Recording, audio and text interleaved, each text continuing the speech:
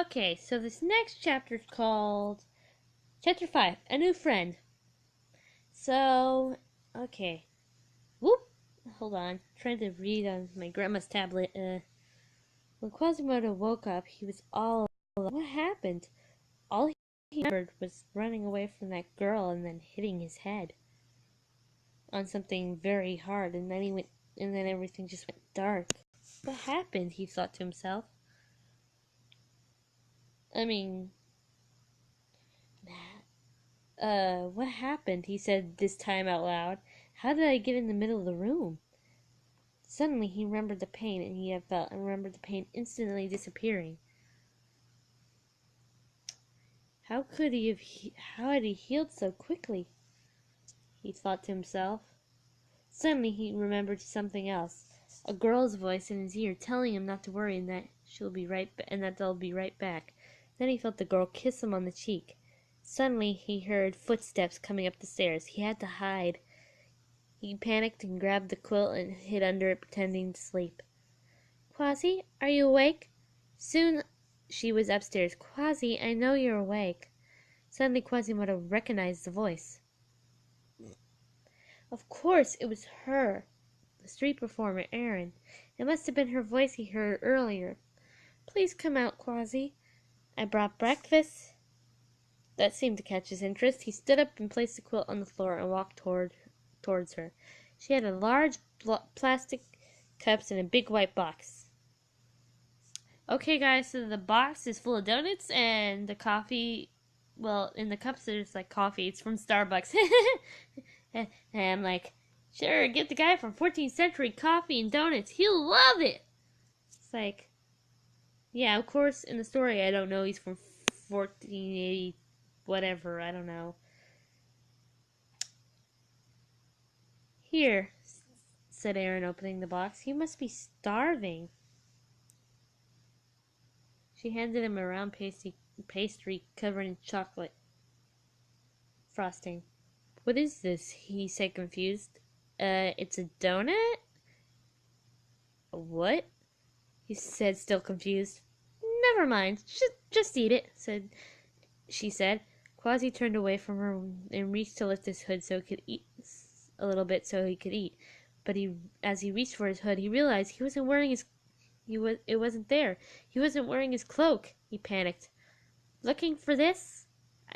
He turned around to see Erin holding his cloak. Bit old-fashioned, isn't it? She said, looking at it. Wait, does this mean that I've seen your face? Yes, it does.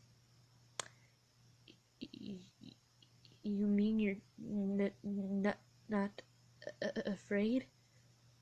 I'm looking at you right now, aren't I? But I'm a monster. No, you're not. Don't ever call yourself that again. She snapped, tears in her eyes. You're not a monster, and you'll never be a monster. He looked at her, shocked. Do you really mean that? I do. He blushed and took a bite of his donut. His eyes lit up. It's delicious, said Quasimodo, amazed. I thought you'd like it. Oh, I forgot. Here's your coffee. My what? I wasn't sure what you like, so I got this. It's a drink. I wasn't sure what you like, so I got the same thing I got, which is a s'mores frappuccino. Oh, what? Okay, you're obviously not telling me something. Is there some sort of secret you're hiding that you might want to tell me?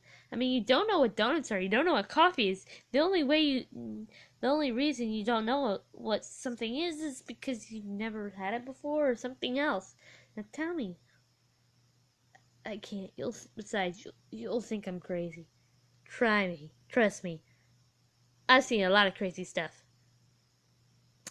Tell you what. I'll tell you my secret if you tell me yours. You go first, said Quasi.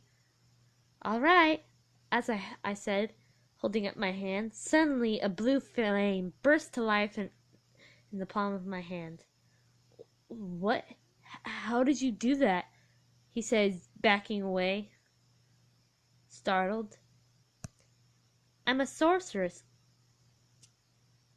He stared at her in amazement. All right, I told you my secret. Now you tell me yours. Quasi hesitated at first but then he finally decided to tell her everything. When he finally got to the part about his girlfriend and Madeline being murdered, he hesitated. What's wrong, Quasi? Quasi, you can tell me anything. I'm your friend. Finally, he told her about Madeline.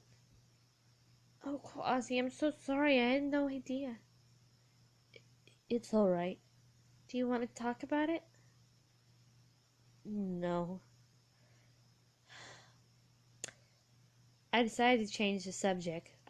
I mean, sorry. Still in Quasimodo's point of view. Erin changed the subject. She told him about her life in California and how she had moved to Texas to be closer to her dad. By the time they had finished talking, it was starting to get dark out. Well, you look at the time. I better get going. Bye, Quasi. See you tomorrow. Bye, Erin. Little did we know the danger we would face. Okay, guys, that's enough. That's it for now.